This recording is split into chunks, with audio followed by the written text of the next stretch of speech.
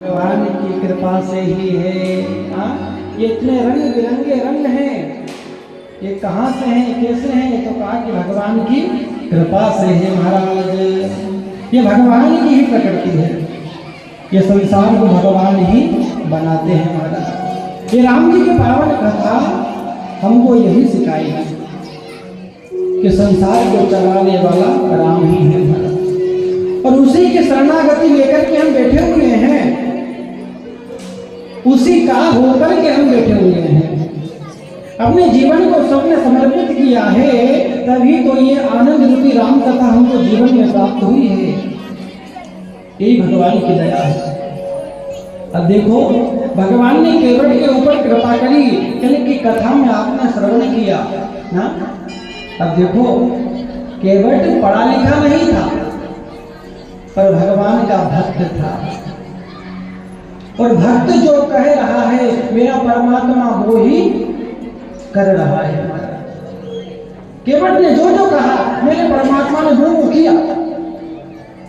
हाँ, अब देखो वो भगवान है, उसको कुछ भी करने की क्या जरूरत? वो क्यों सुने किसी की, वो क्यों सुने भक्त की? पर भगवान कहते हैं कि भैया मैं भक्त की जरूर सुनता हूं। जैसा जैसा भक्त कहता है वैसा वैसा मेरा परमात्मा करता है। ये राम जी की कथा यही तो सिखा रही है। भक्त ने जो कहा वो ही परमात्मा ने किया था। इसीलिए तो कहा है कि प्रबल प्रेम के पाले पड़कर प्रभु को नियम बदलते देखा, अपना मान टले टल जाए, पर भक्त का मानना टलते देखा। भगवान कहते हैं कि भैया मेरा मान भले टल जाए, पर मेरे जो भक्त होते हैं ना, मेरे भक्त का मान कभी टलता नहीं। मेरा भक्त जो कह देता है, जो मेरे संत कह देते हैं, वही जीवन में मैं भी करता हूँ। तो केवट भक्त बन गया भगवान का। केवट जो जो कह रहा है मेरा परमात्मा वैसा वैसा कर रहा है। आज केवट ने भगवान को गंगा के पार उतारा। कल की कथा में आपने श्रवण किया। इधर तो कुछ मांगा नहीं, पर जैसे केवट ने पार उतारा तो चरणों में गिर गया।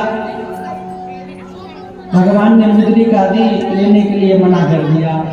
कहने लगा, नाथ आज मैं काहू न पावा, मिटहि दोष दुख दारुण दावा। मेरा दुख मिट गया, हाँ मेरा दारिद्र मिट गया, अब जीवन में मुझे क्या चाहिए?